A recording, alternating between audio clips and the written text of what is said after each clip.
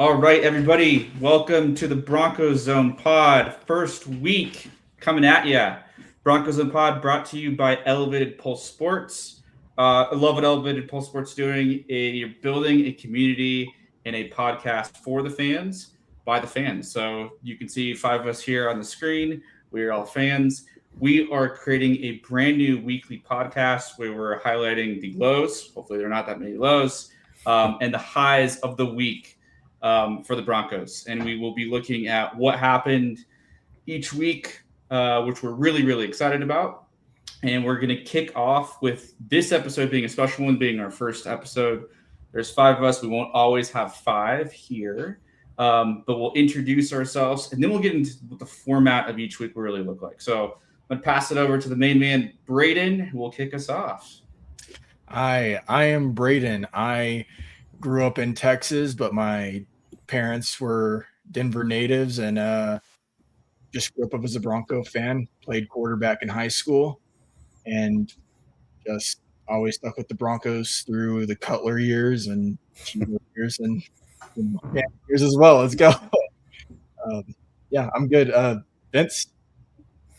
Hey everybody, my name is Vince. I've been a Broncos fan as early as I can remember. I'm a Denver native, and one of my first memories is my dad coming home dejected from the Broncos losing to the Jaguars in the 96 playoffs.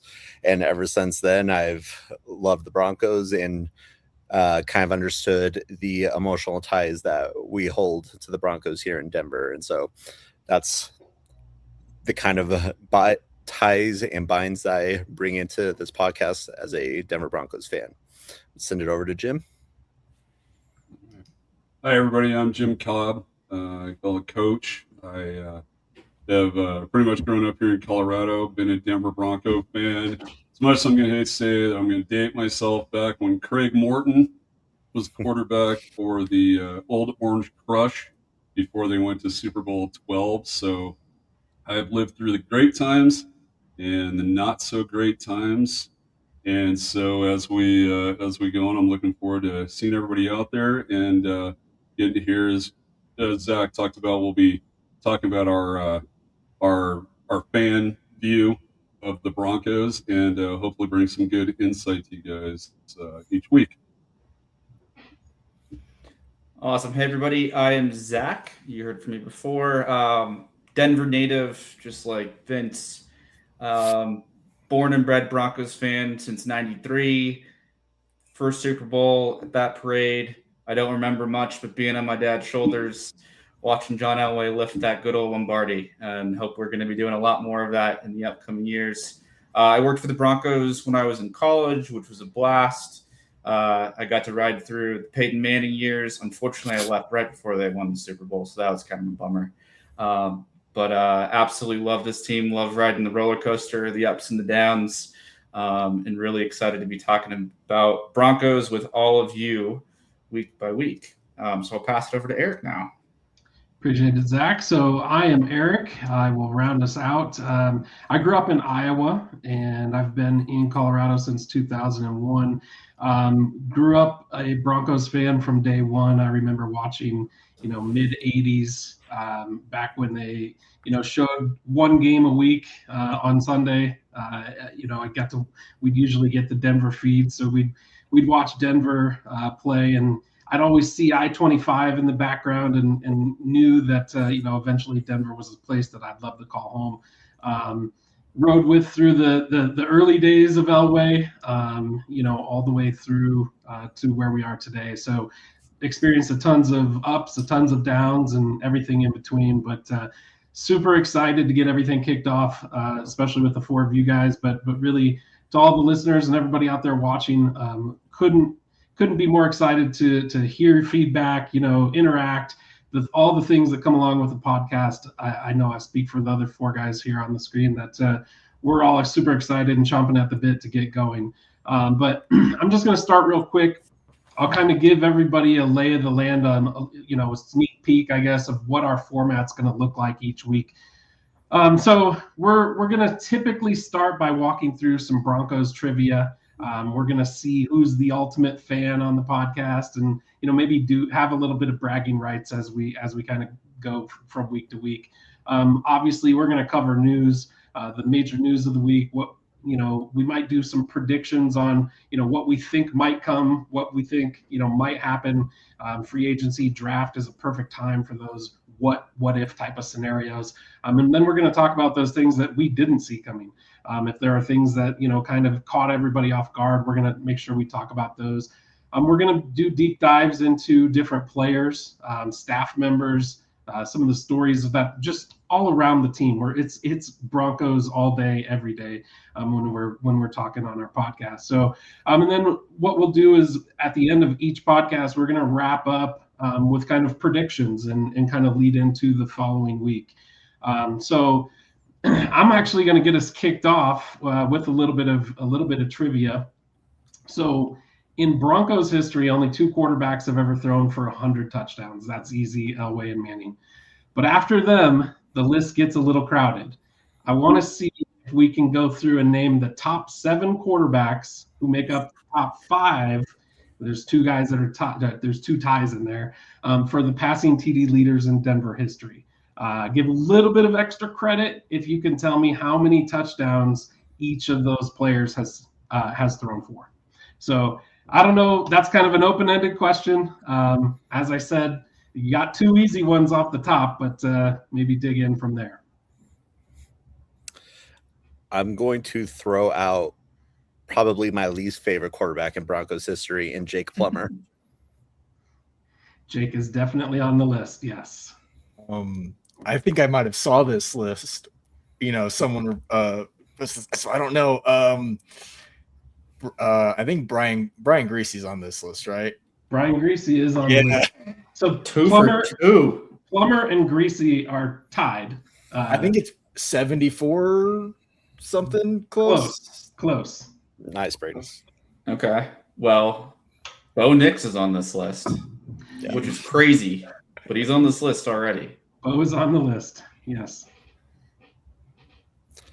All right, we got 2 more to go. 2 more to go. Please don't tell me Kyle Orton's on this list. Kyle Orton is not on the list. Thank goodness. Craig Morton, right? I was going to say, I have to throw Craig Morton out there. Yeah. Craig Morton is on the list. Yes, he's number 3. I would think Cutler would have to be on there. He started enough years, I would say.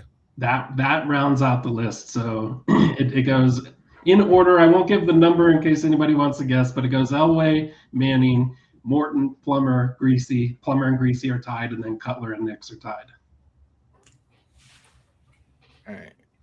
Give me Crazy. one more guess on the Greasy. Is it 71? It's 71. Yeah. Yeah. Nice, Braden. You got it.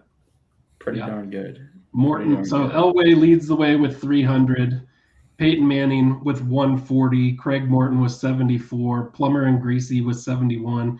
And then Cutler and Nix with 54, which, I mean, talking about Bo Nix, we're coming into year 3.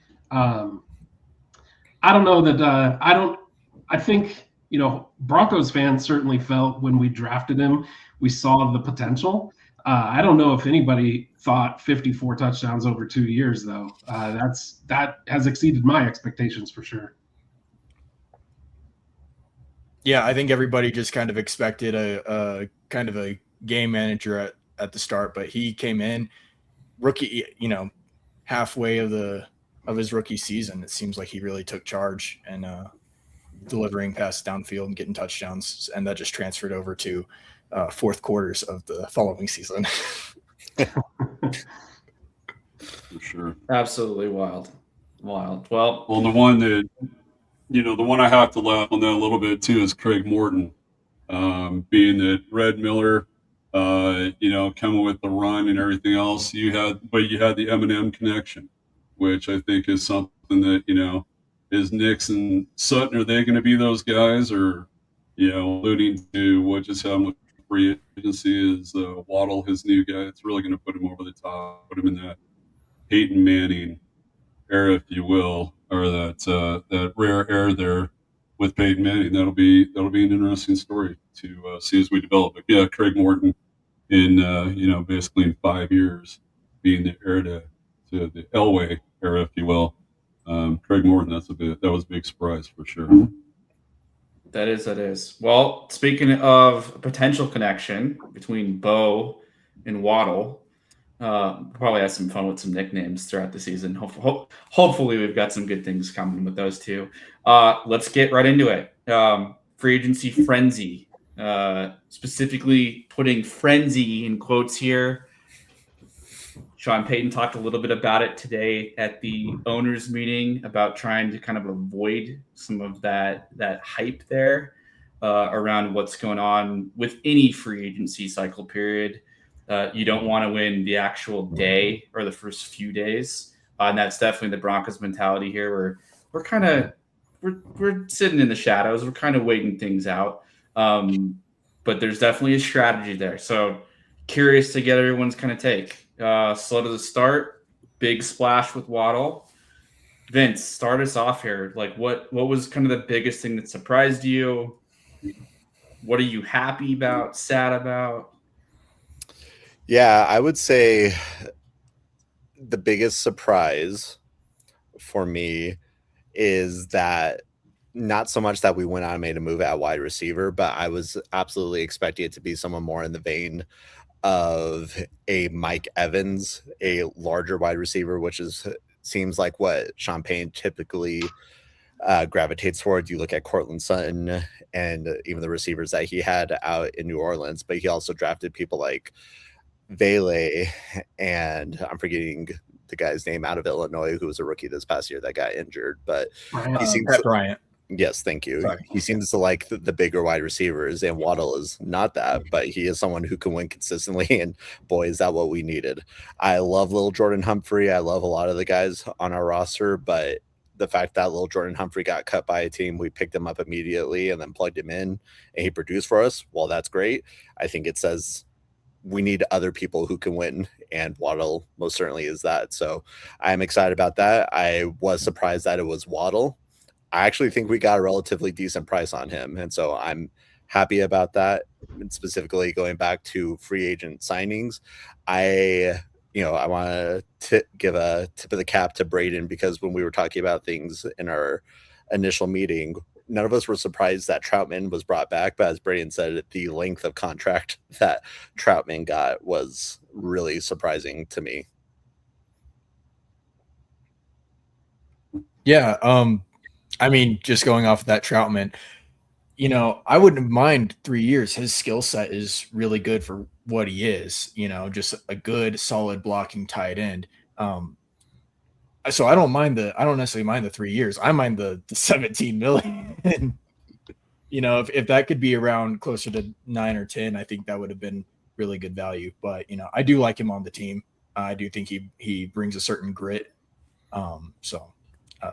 But yeah, that price tag is a little steep. I think a lot of Bronco fans feel that way.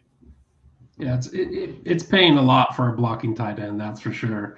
He's not going to be a guy that stretches the field. He's not going to be a guy that goes in and catches 100 balls a year or anything like that. But he's going to do dirty work. And, I think one of the things, when we look at the running game and kind of what happened when JK got hurt after, I think it was week 10 roughly, it was a drop off, and it's not just all on the running backs. Some of that is up front, the guys up front, and no disrespect to Ingram, but he was brought in to catch passes. He wasn't brought in to be a huge blocking guy that's going to get your running backs yards, and so I don't mind the signing. I agree with you. I think the dollar amount's just a little bit high, but I'm not an NFL GM, so I don't know what goes on in those conversations and what it took, to land that contract. But one of the things that kind of jumped out to me, especially with Waddle, Vince, you mentioned the price tag. So we're going in now to year 3 of 5, essentially, that we have no first round pick. To be at the place where the Broncos were, you know, in the AFC Championship game, having won the AFC West without having a first round pick in 2 out of the last 4 years, now going to be 3 out of the last 5 years. I think that says a lot to the guys who they already had on the team. And so when you hear Sean Payton talk about the primary focus being on their guys, it's because they like what they have in house, and I think that's huge. You know, that's what you build from is that core, and then you try to pick pieces off in free agency because you know you can look throughout the league. You can't win consistently and have a steady roster that you're just picking pieces from free agency every year. That's not how you win in the NFL. Got to build from the draft, and I know everybody falls in love with those early first round picks, but sometimes it's the guys that are picked in the third, the fourth, the fifth, and the sixth rounds that really build out the team. So I'm excited to see what they do. Yeah, I think that culture matters. I think whether as fans like it or not, that's what the media, aka Mike Kliss, maybe, aka the Broncos PR, are kind of pushing down. And until they have a losing season with Bo under quarterback, I don't think we can really argue. Now, if things aren't gelling this year, then we can look back and point some fingers. But like, they got gel guys, so that's going to be really interesting. We got Coach Cobb here. We got a coach. We got the inside angle here. How important is culture to the teams you've built? And like, what do you see with the Broncos core that we've got? Waddle's obviously the right dude. He's the right fit. Everyone's talking about it. Yeah, absolutely. Coach. Absolutely. Yeah, I think that in all honesty, to sit there and look at what you build inside, I mean, you look at players that we've gotten in the first round in the past. We talked about Jay Cutler. We talked about Brandon Marshall. Brandon Marshall was in everything. And those guys, even though, it was the coaches that brought him in, they just couldn't put him together. And that started to blow up that culture. And that's when you really saw some things start to shift within the Broncos. And to, from the comments made earlier, I think that it is building that culture and keeping those guys in to sit there and see how fast they sign these free agents and really built that room. And Alex Singleton had put it out there a while back and said, just run it back. And I think that's what these guys are doing. They had a good core of guys that were there last year that aren't they could have gone out when you look at some of the free agents still out there. Why did you pick Jalen Waddle rather than Tyreek Hill? Well, I think that kind of explains itself. Tyreek is very much got to be the guy that's the front runner. It's the guy that's out there. Look at me. And Jalen Waddle, did some excellent things in his past 5 years. He's been out there, but he hasn't been that guy that has to have all eyes on me. And between that and having the, even though it's funny, the comments that were made by Waddle about Pat Surtain here a couple weeks ago, and then all of a sudden, hey, guess what? My roommate is now a member of the Denver Broncos. So I think there's just some good things that you do. I think there's some quality stuff that they're building. And, again, to look at Waddle's situation, what were you going to get at number 30? Were you going to get a guy of Waddle's caliber that's in a win now, which is where they really, I think, are putting Bo Nix because contract time is coming up. And that's something that they're going to have to look at. Is this the guy that's really going to take us to, he's done great, certainly, but is this going to be his next step to where he's going to take us to another Super Bowl type? And I think that giving him Waddle certainly puts a lot of trust in him. And let's see what we go and take off and do with it now. Yeah, and especially bouncing off of that, the Bo Nix contract. I mean, we have Waddle on a fairly good contract. We're not paying him for another 2 years at the very least. So, and then contract talks can go on from there. But I mean, Bo Nix still on his rookie contract. We still have money in the bank as far as cap space goes. So there can be a big move.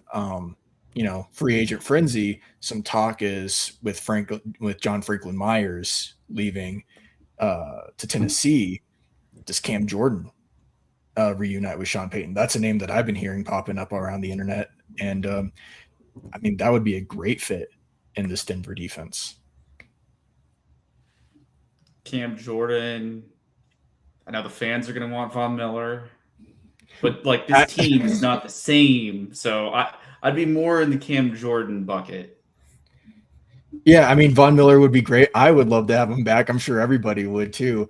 But just kind of getting more of, I know Cam Jordan is on that kind of the defensive end kind of edge rusher, but he's big enough. He can absolutely fit into that defensive tackle position.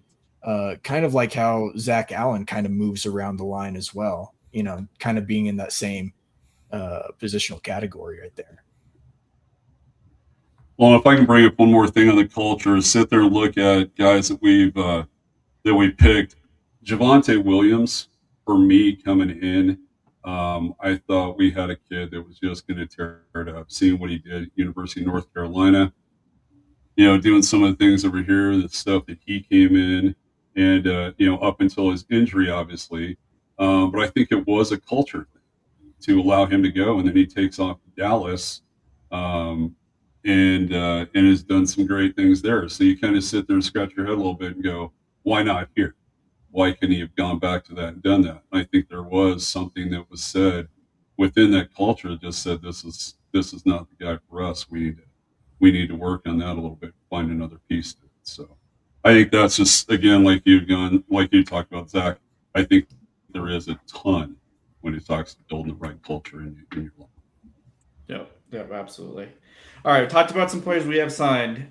Let's go around the horn. Who, for each of you, who did you want the Broncos to pick up? Who's the one that got away? Oh man, you know, JK, if you're listening to this, I'm sorry. I wanted Kenneth Walker. I mean, you know, those last 3 games in the playoffs, you know, really sold me on him. You know, guilty as charged. I draft him in fantasy just about every year because that's just where I end up, 7th pick, you know. But and I know he does have a bit of an injury history, but I just love the way he runs. That being said, I do love J.K. Dobbins. I do think he was a top 5 rusher before the injury last year, and I'm so glad we have him back in the building. I like him more than Etienne. That was a potential option. So, but Kenneth Walker was somebody I was hopeful for. Just since you mentioned Etienne, it's not necessarily that I wanted him, but I had, and this isn't anything profound, but I had a feeling that seemed like, this is a cheap comparison, but somewhat Alvin Kamara-ish, in that he can both catch the ball and he's not a sledgehammer type guy, but he's also will lower the shoulder. And so I thought maybe he profiled as a Sean Payton guy. And I mean, not to go off on a tangent, but Sean Payton, he doesn't seem to have very many new ideas. He's found something that works for him and he sticks with it. And that really seemed like the kind of guy he was going to go after in my book. And he did it. And I think it saved us a lot of money. And I'm actually thankful that this time around that he didn't go that route. Yeah, it's an interesting topic because we're going to all look back to the Super Bowl, which we should have been in the Super Bowl. The AFC Championship game in the snow, we didn't have the big running back. And like we keep basically going for the same build. Has it worked recently? So like I wanted Tyler Algier from the Falcons. That dude just can go beat people up. And he was kind of the Batman Robin to like what Detroit's had in the past couple of years. We had Algier and we had RJ. That would have been pretty enticing to me. Money-wise, like relatively, I think he signed a deal pretty similar to JK. JK, glue guy. We heard about it from Sean Payton today. That was the number one priority. Not going to deny that. The dude was legit if he's healthy, but is he going to remain healthy? That's the biggest concern. Yeah, for me, the guy that got away was the guy that we had in-house, and that was John Franklin Myers. I I didn't want to see him go out the leave. You know, I thought he brought so much. You know, I know his sack numbers. He only had 7.5 sacks, which for an interior defensive lineman, that's pretty damn good. But I feel like it was just more of what he brought to the team. He brought like that spicy attitude of you're not going to run the ball on us, and when you know, if I can get to the quarterback, I'm going to get to the quarterback. You know, I know that you got to score points to win games in the NFL, but you also have to. I'm a firm believer in you build your team from the line out, and that's offensive and defensive. And you can't win in the NFL without solid defensive line. Now, I do think, you know, we do still have a lot of really good pieces on the defensive line, but for me, he was the one that I kept scratching my head during the season last year when, you know, they talked about some of the guys that were already signing, and I kept waiting for his name to come and his name to come, and it never came. And so I was a little disappointed to see him go. But I do have another one real quick. This is not necessarily somebody that's gotten away because he hasn't signed yet, but I've seen his name come up a couple of times, and I just think it would be. I feel like the hole we have is still, and you know, I know I saw Sean Payton today talking about moving Jonah Ellis inside, but it's inside linebacker. I still feel like that's a hole, and Bobby Wagner is a name that I just can't ignore. The guy, I know he's ancient, I know he's old, but man, the guy still had 160 tackles last year. You know, he's still doing it. So, you know, and you can't find somebody who's going to be, you know, bring better character, bring that experience, and, you know, maybe a little bit of that spicy attitude that John Franklin Myers left with. So I like that a lot. Bobby Wagner would be amazing. 100%. Oh, that'd be so good. Yeah, I mean, if I don't know why I have a fascination with Falcons players. Falcons have been trash recently. If we didn't get Algier, I really wanted Caden Ellis. Like, you pair the brothers, yeah, in the backfield there, like, oof, that would have been stellar. He also went for a pretty reasonable deal, but we didn't jump on him quick enough. So that'll be interesting. Who I don't think gets enough credit though, Justin Strnad. Mm-hmm. Like, obviously, like Alex Singleton, dude, you know, literally put his health at risk. The dude's ultimate player. I think he's a great fit for the team. Justin Strnad, I was looking at his stats, like in terms of value that we got for his deal, a 3-year deal, basically 2 years guaranteed.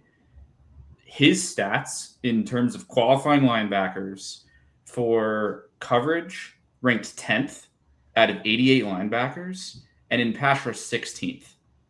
Like, not bad. So, like, hopefully he's a player that kind of steps up a little bit, fills some of that gap. He played great in replacement of Dre Greenlaw for a lot of the season, and he doesn't get hurt, which is the best ability. I don't think they let Dre Greenlaw go this offseason if they don't believe in Strnad in the way that you were just talking about. Yeah, I think that's fair. Yeah, and you save some money, so you can get Waddle, and then you get someone else. But yeah, they got to believe in the guys in the building. I don't know what the draft looks like. The preview for future episodes, we'll be going deep into the draft, so I'll look more into linebacker depth. But you know, it's going to be a third rounder at that point. Or no, we lost our fourth rounder. Yeah. Fourth rounder from linebacking position. So it'll be interesting. Coach Cobb, what do you got? You know, the one I still wouldn't mind taking a flyer on just to add a little more pressure would be Joey Bosa. I think Joey Bosa still has a little bit in the tank, and I think that he would be somebody that would be great to see on the other side of the defensive line. Get a little bit of fire action. I know obviously Von Miller certainly be the popular vote, bringing him back in. In fact, I even saw something today about Justin Simmons still looking for that opportunity. And unfortunately, I think that ship has sailed.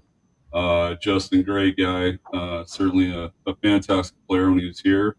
But I wouldn't mind seeing a little extra. We've got some really strong pass rushers, and maybe that's something that one of those guys could be a little bit of trade bait. Bring Joey in, get him rushing, and maybe bring one of those young guys, as a trade piece down the road as well for something that might be able to help us. I really think, in all honesty, our offensive line is not what I would consider our strongest piece right now. And I think that we definitely need to be building on that. But certainly a Joey Bosa, very much on just, just on some of the things he could that.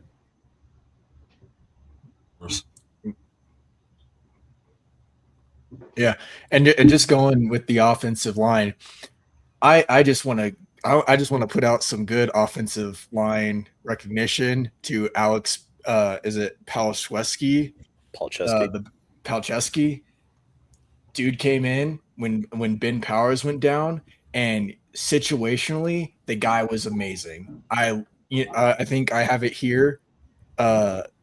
2 years, 9.5 million. I graded an A+. I think it's worth every penny to have a guy like him who can go left guard, right guard, center. He can do anything. He is a versatile offensive lineman. I love him. I'm so glad we signed him.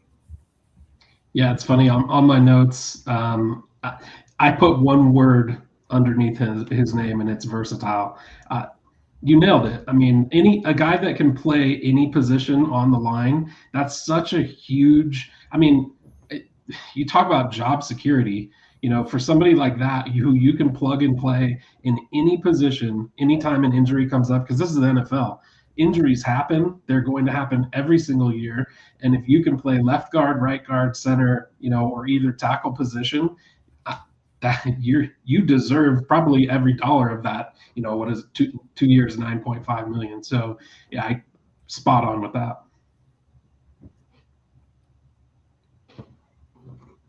All right, we got free agency never is going to be over. But we've got a little bit of lull until the drafts. Does anyone think we make a trade, honestly, between now and the beginning of the season? I've got one guy I want, but eager to hear what you guys have to say. I don't know about trades. I mentioned Cam Jordan earlier. That's obviously a free agent pickup. But I'm interested on who you have in mind. So we missed on the tight end. Sorry, Evan Ingram, it didn't work out. I don't think it's entirely your fault. I think the scheme wasn't aligned to your best fit. That's okay. Troutman, I've got no real problem with. We signed Lucas Cole again. Fine. It's like a couple $1 million. We got a lot of guys that basically do the same thing. So I want to get coach's opinion on this, but if I'm a defense, I know what tight ends are going to be doing on the Broncos. So there's one guy trade-wise that I think could become available, Cole Kmet from the Bears. You already got Cole Snublin. Dude's a stud. That dude's not going anywhere. They've got some good weapons. Cole Kmet is really intriguing to me. I don't think we'd have to give up too much, but we need a tight end. And when it's that, the draft, we'll talk again more about that in the future. There's always rumors about the dude from Vanderbilt, Eli Stowers, but I think we need someone proven. Yeah, I would agree with you.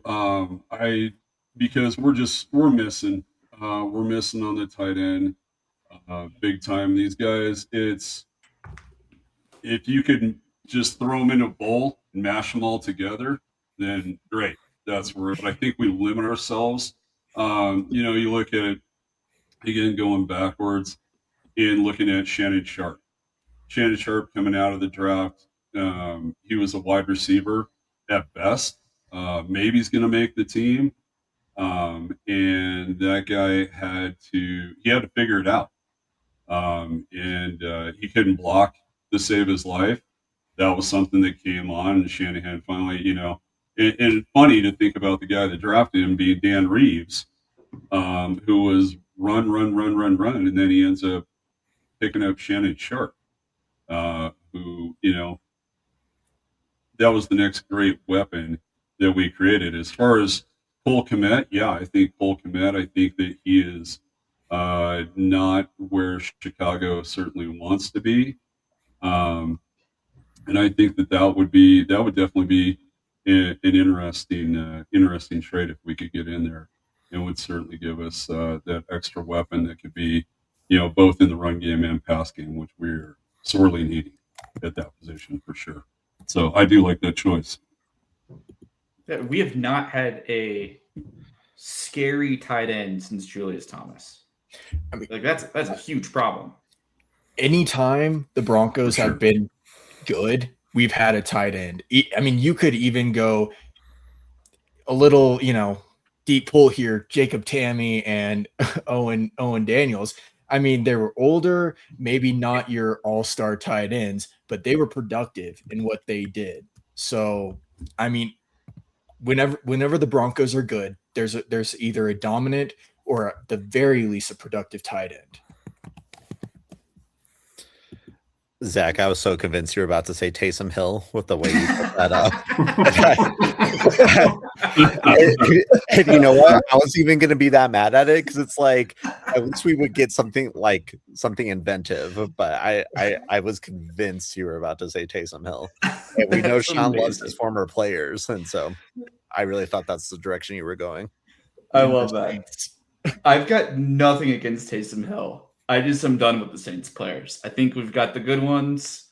Nothing against Lil Jordan Humphrey. I don't think he's going to make the team this year, but it'll probably be the same situation. We'll drop him, and if we have injuries, we'll pick him back up. Alvin Kamara, that's still being thrown out there. I think Saints brass came out and said, we're keeping him. Taysom Hill would be fun, but he would be the Tebow. I don't know if we need another Tebow. We always need another. Yeah, no, let's not even go down that road. Let's not even go down the Tebow road. That is for sure. Oh my. All right, this week, owners meetings, which exciting. The drama continues. I love seeing the headshots of all the GMs, that's changing. The coaches are changing. Good to see the Floor brothers together in the front row, which is kind of wild to see. I'm sure you guys have all kind of started to listen to some of the chatter. What are kind of early impressions, thoughts of? Obviously, we got some stadium information a little bit from Penner. George Payton made a couple announcements, and then Sean obviously talked for the longest today. Any big surprises or thoughts coming out of the first couple days here? Nothing that I was too surprised with. I was a fan of the message that Sean talked about today when he talked about signing our guys first, looking in-house first, and it kind of gives that vote of confidence to those guys. Like, hey, you got us here once, let's put the work in and let's go do it again. With some minor tweaks here and there. I think for me, when you look at the ownership group, the Broncos are just we're lucky as fans that we've had the Pat Bolins and now the Penner ownership team. I mean, you can't ask for better owners, in my opinion. I mean, guys coming out, forget it. I'm not even talking about the stadium yet, because I'm sure that stadium is going to be top notch. It's gonna be the class of all stadiums when it gets built.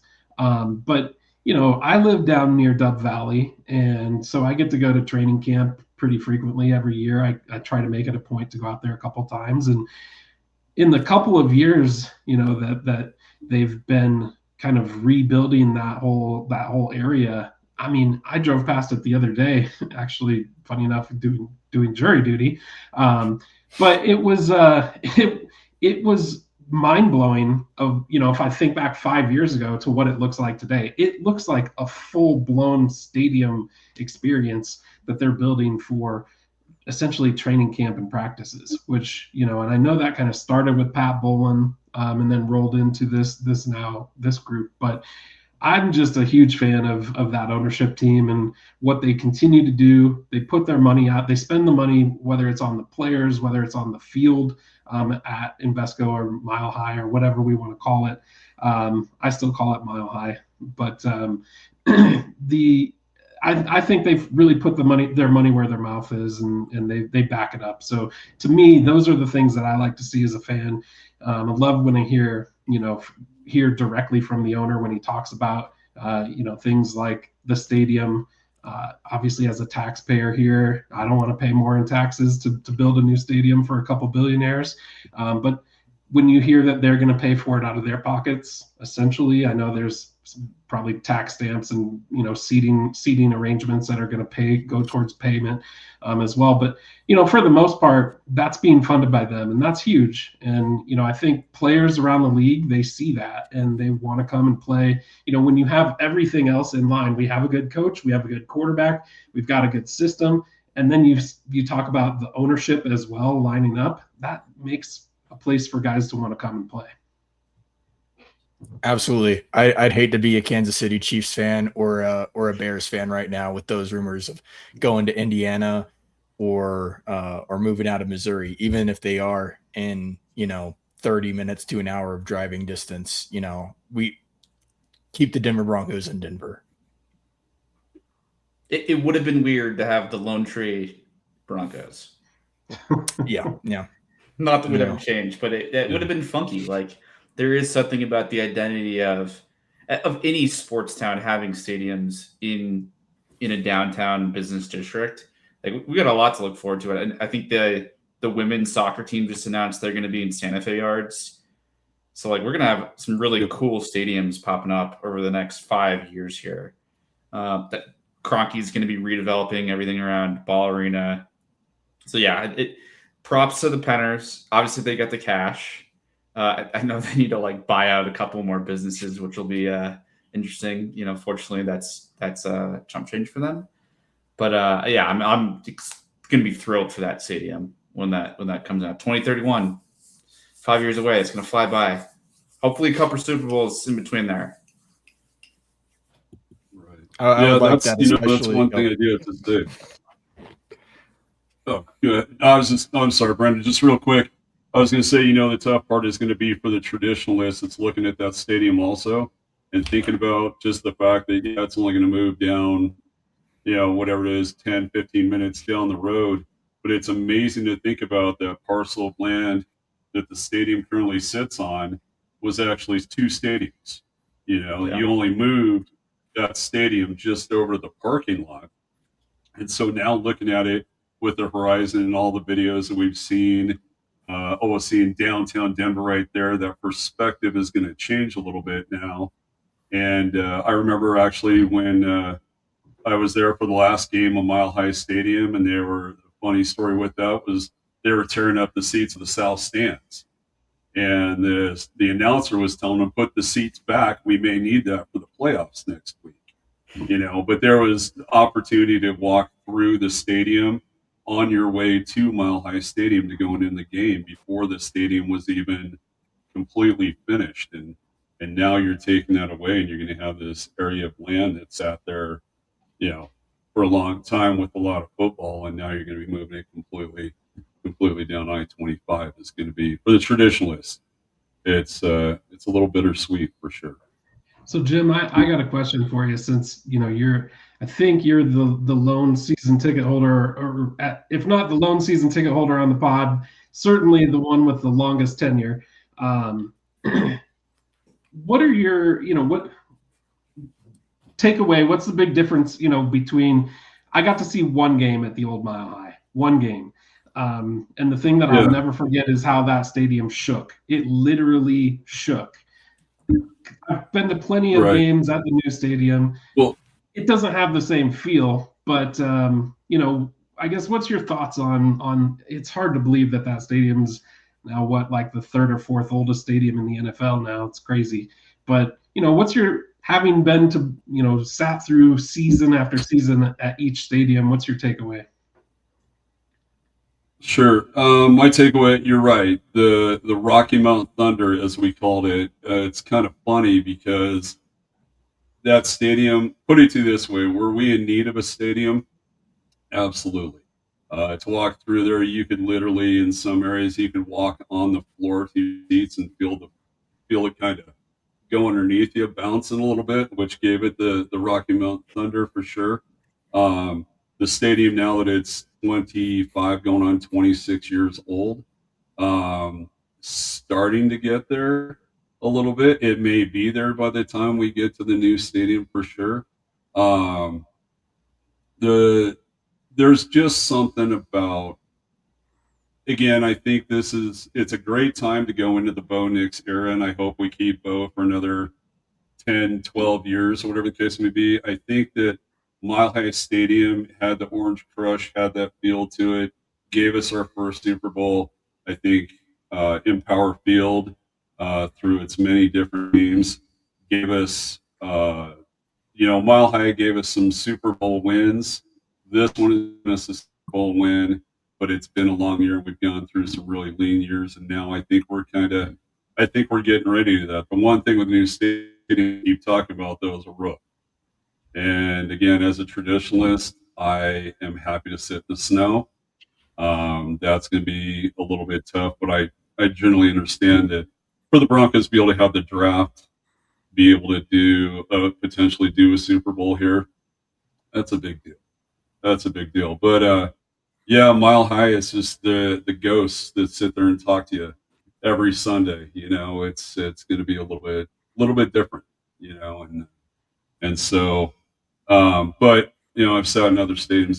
There's nothing like Mile High Stadium. Nobody does it like we do, for sure.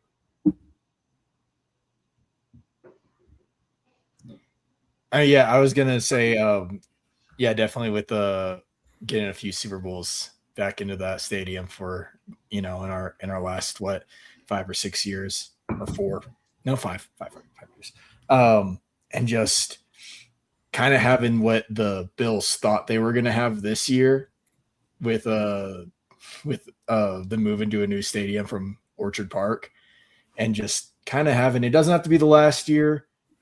But just kind of having that send off into this, I think that would be really special. All right, so 5 straight Super Bowls. Yeah, absolutely. Get on it. Come on it. Yeah. Well, it was with the old Mile High Stadium too. Although we had the 2000 year, that was it was kind of a mess of a year with Terrell Davis and things like that. It was something special to think about John Elway ending his career at the old Mile High Stadium. I don't know that it would have been just if he had done it at Empower Field, although they called it the house that, much like they did with Peyton, saying it was the house that Peyton built back in Indianapolis. That was kind of the same situation here. Is really Empower Field it truly was the field that Elway built. He just never had the chance to play in it, which was okay too. So yeah, interesting to watch him walk out of there with the AFC Championship that last.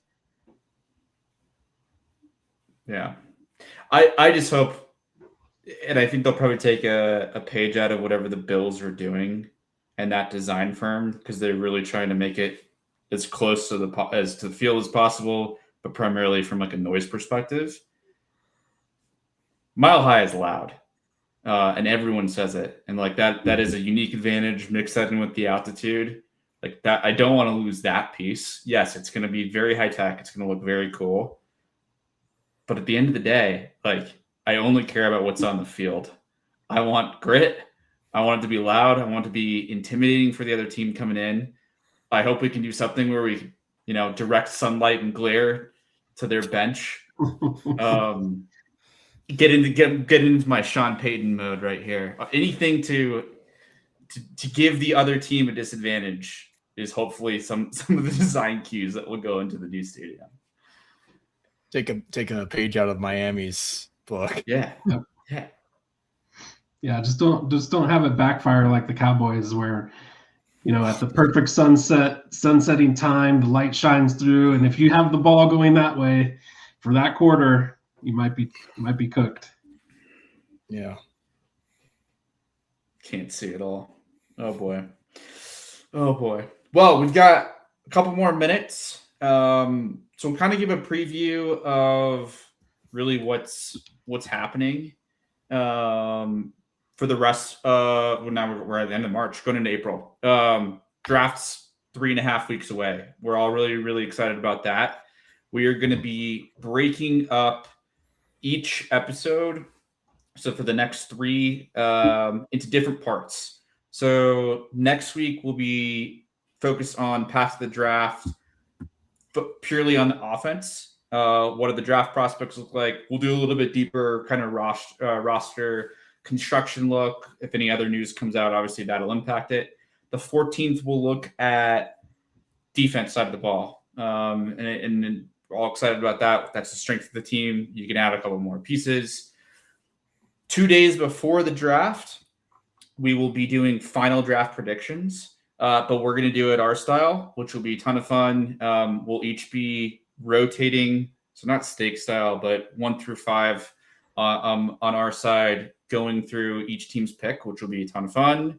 And we're hoping to do a live draft on the show on the actual draft day. Obviously, the Broncos don't pick on the 23rd. As it currently stands, which is the first round. So maybe we'll do something on the 24th. We'll figure that out. And then obviously following the draft, we'll have a bunch of analysis. So our audience, please, add comments if you got questions about players you want us to look into. We're happy to do that, but we'll each be giving some deeper dive perspectives and potential picks of who the Broncos should be looking at. So a lot of good content coming up, which we're excited about. We'll wrap up this episode with just predictions around the horn, and then something really cool coming around in the community. We'll talk about the end with the Night of Champions, honoring the 2015 Super Bowl winning Broncos.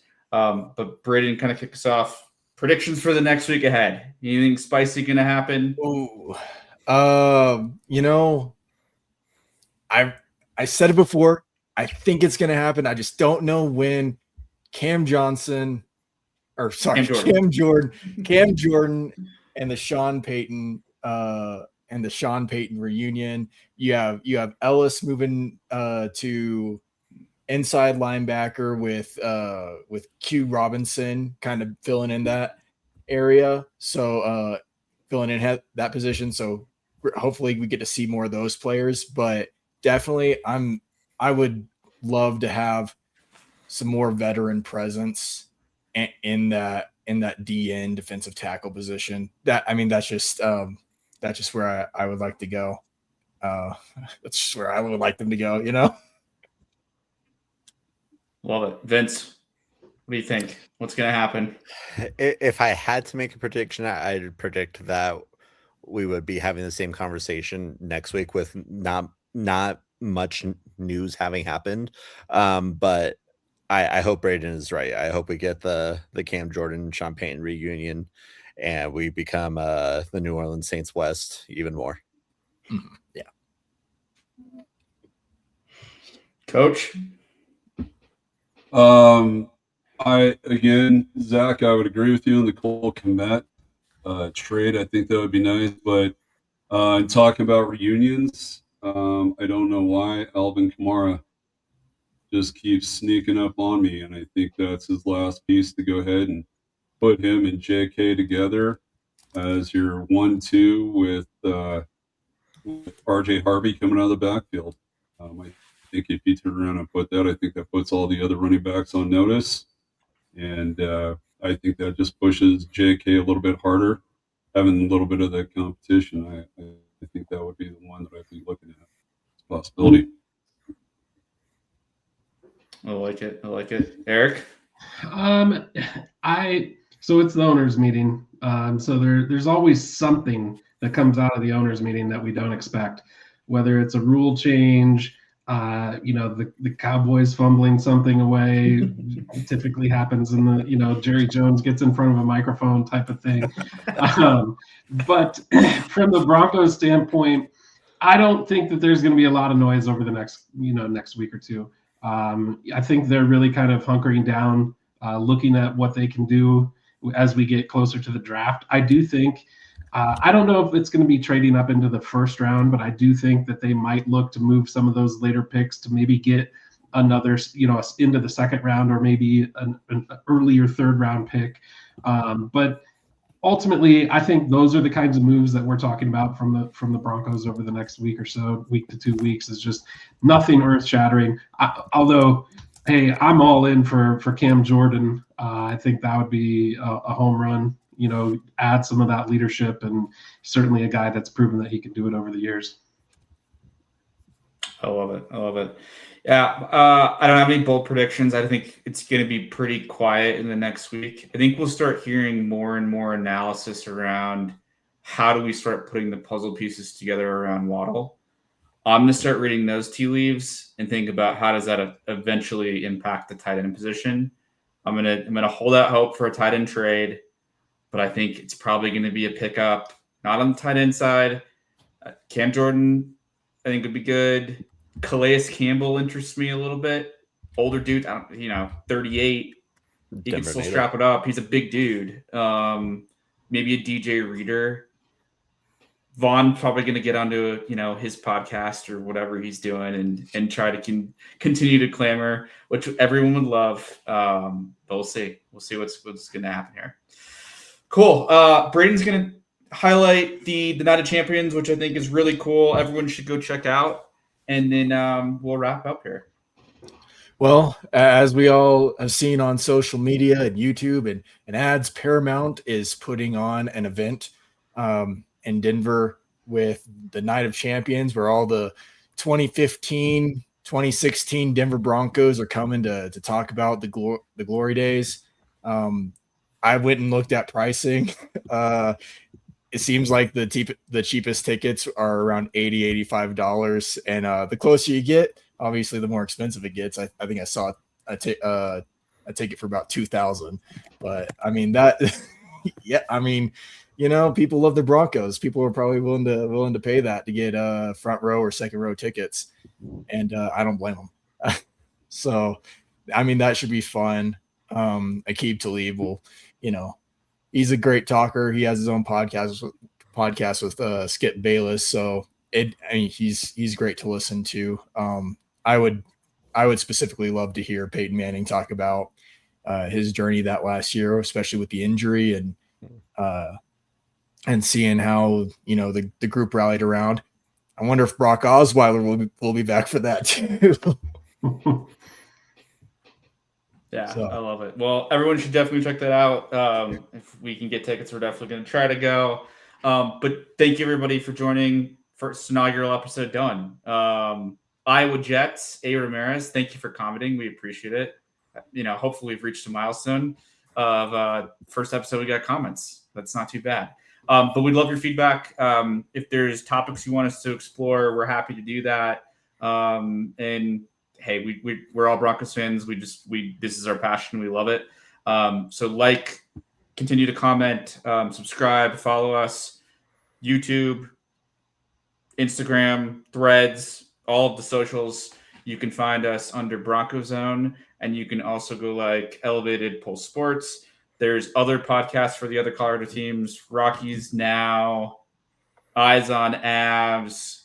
I forgot the name of the Nuggets one, so I apologize, but there's the Nuggets Hoops one as well. But sincerely appreciate everyone joining. Nothing but Nuggets? Yes.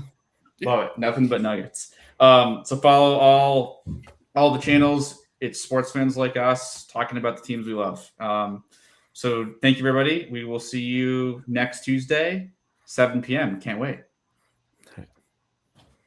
Thanks all. Have a good week, everybody.